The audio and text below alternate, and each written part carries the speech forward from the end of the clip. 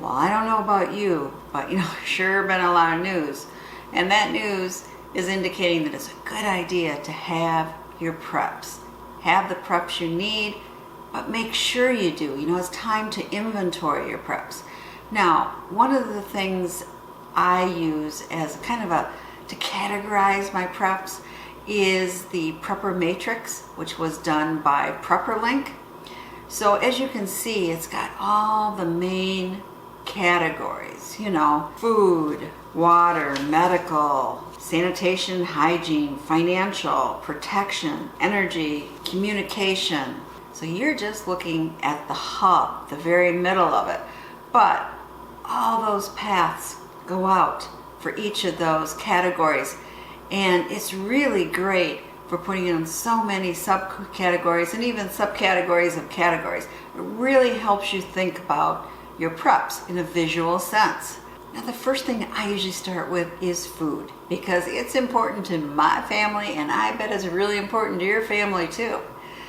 So I do have a lot of meats that are frozen. Unfortunately, a couple months ago, our chest freezer, the plug came out of the outlet on the wall, and we didn't notice it in time, and we lost everything in it.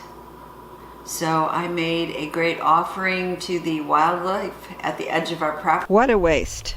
2 turkeys, one of them pretty big, whole bunch of pork, steak, chicken, bacon, all ruined. But I guess I'm giving a offering to the wildlife here on the edge of my property, so at least it won't go completely to waste. Got like 2 big turkeys and steaks and chicken, a lot of different things. But I've been gradually replenishing that. In fact, today I bought 3 corned beefs at Sam's Club because they were $3.88 a pound, which is a pretty good price for corned beef. It's the Gobles. And of course, St. Patty's Day coming up, so one of them went in the refrigerator. We'll be eating that one shortly. But the other 2 go in the freezer. And I have, a lot of ground beef, pork chops, pork steaks, chicken thighs, chicken breasts, pork tenderloin. I mean, you name it. I have a lot of different meats in our freezer because I have that chest freezer. I also have a full-size upright freezer, and then I have my side-by-side freezer. So I really feel pretty confident about the meats I have. But when I was looking over everything, I found kind of like a gaping hole because we like fresh vegetables. I really do not like canned vegetables, just about all of them, except the exception would be corn. I like canned corn. And pork and beans, that type of thing is okay. But I don't like even home canned green beans. And right now we've really depleted our stock of green beans and other things that we have frozen from our garden last year. So I made a trip to Gordon Food, which is they're a wholesaler for restaurants and things in the area. And I bought some big bags of different blends. This is the Caribbean blend. It has broccoli, yellow carrots, green beans, and red peppers. And at our local store, I got a bunch of Brussels sprouts because we love Brussels sprouts. And I have Asian frozen vegetables. Anyway, a pretty good selection of frozen vegetables because that was something I needed. I'm also dehydrating more veggies. Right now I'm working on sweet potato slices because I really like those fried up quick. They really taste just like fresh, I think. They're fantastic. So I'm working on dehydrating more vegetables to keep on hand. Now, of course, fruit is important, but let me show you my bottom drawer of my upright freezer. Yes, it's entirely full of black cherries, Bing cherries, and with just a little bit of strawberries thrown in. That is my favorite snack. I like to just eat them frozen or partially frozen. It's like a cherry popsicle. I really enjoy them. But cherry season will be coming up again in July, so I need to start using these. I also have canned some pineapple and apple juice, and I have some tangerines I canned, and I also have some purchased canned grapefruit and canned pineapple and some other fruits. So I'm feeling okay on that. And I have a lot of canned fruit juices, that I've used for my steam juicer. Anything from cherry, grape, rhubarb, apple. I mean, a great variety of juices. So I feel good about that too. I recently looked over my storage of, flour and baking supplies, and I have increased that just in case. And I bought some quick snacks, like chips and the little food bars, that are more like candy, and the peanut butter crackers in the little pouches. I've got a bunch of those, things like that doesn't take refrigeration but could come in handy. Now, water, that's very, very important, but it's something I'm not that worried about. I think it's unlikely that water supplies will be a problem for people who live in the city, but I live in the country. I have a well, and I have a way to actually pump water in my basement so I can get water from my well even when we don't have electricity. And worst comes to worst, I do have a heavy duty filter, and I got a creek right in my backyard.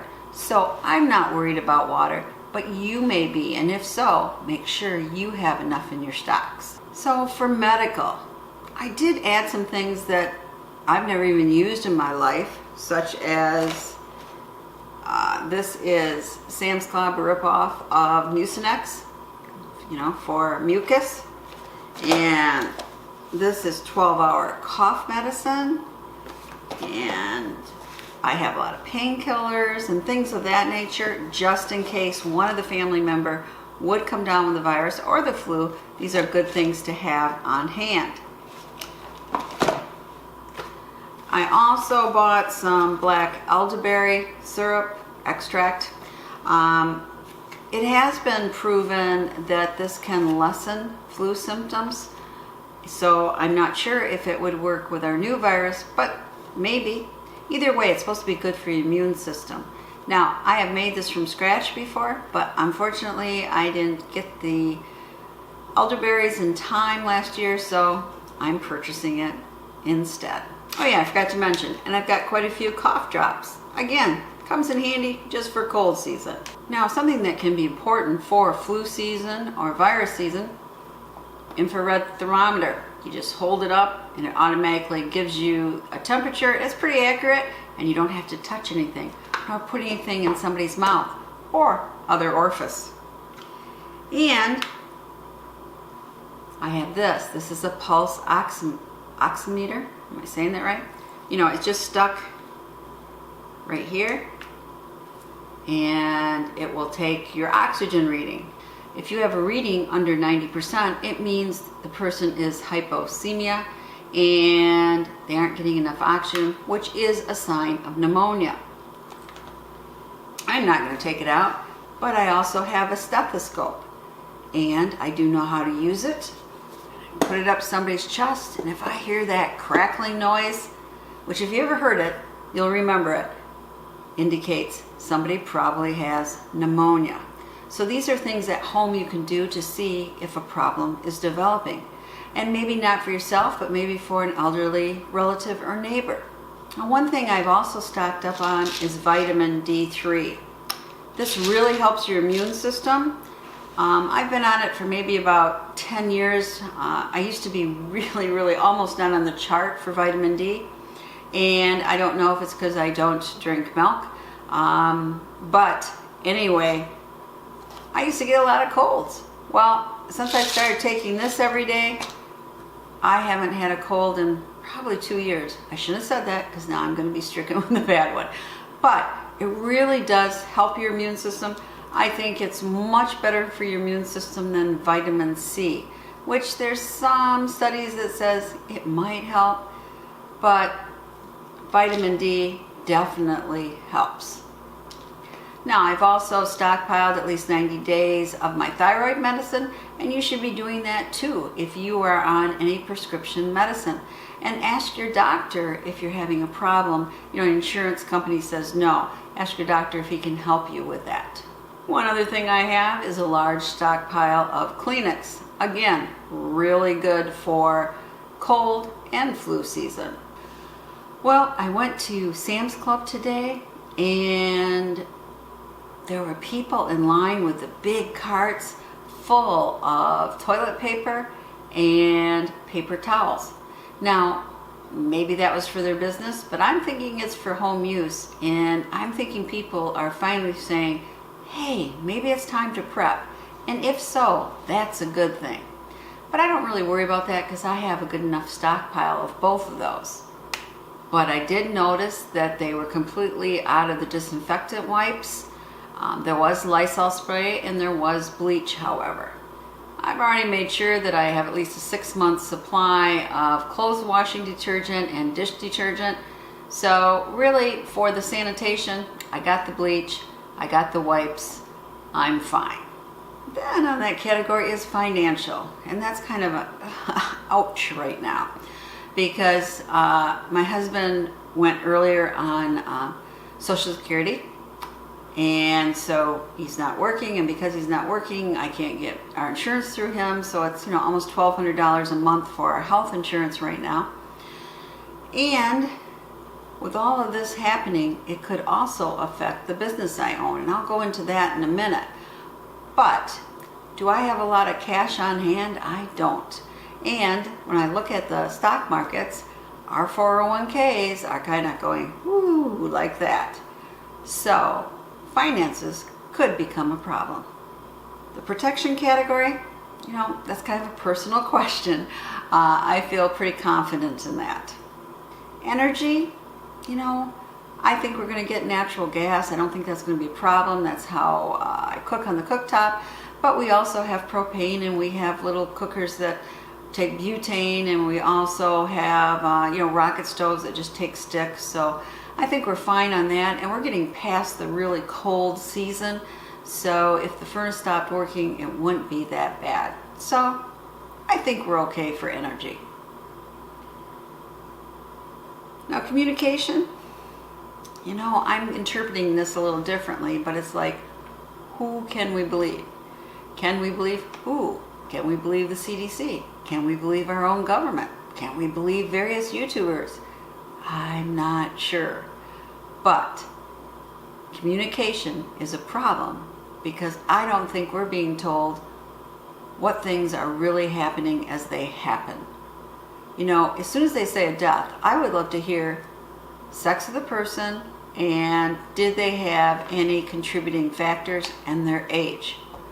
Did they have diabetes? Did they have heart disease? Something like that. And generally we just get bits and pieces. And of course, I think it's important to know where that person was located for other people in the community. But we aren't getting always that information. And since most people haven't been tested, it's hard to say. I am sure it's probably in our community. We just aren't aware of it. Now, one thing I'm adding, which isn't on those categories, but what if you did have to be self-quarantined? Would boredom set in? Well, as long as I guess we kept getting cable and we had the internet, we have plenty to watch, right? And if I can download books from my Kindle, that's great. But I also have a lot of hardcover paperback books that I haven't read yet, so I could easily read those if that was a problem. And I have a lot of scrapbooking projects, and pretty soon I'll be out working in the yard and gardening projects. So I don't think that would be a problem, but we do have various board games to play and, of course, card games. So I mentioned earlier, I own a small business. I own a medical billing company, and I own it with another person. And the other person is 8 years older than me, so she's already in her 70s. And we together employ 10 people full-time. And almost half of our employees are 50 and older. But I have to start thinking, what happens here if the virus spreads? And they say it's not if, it's when, right?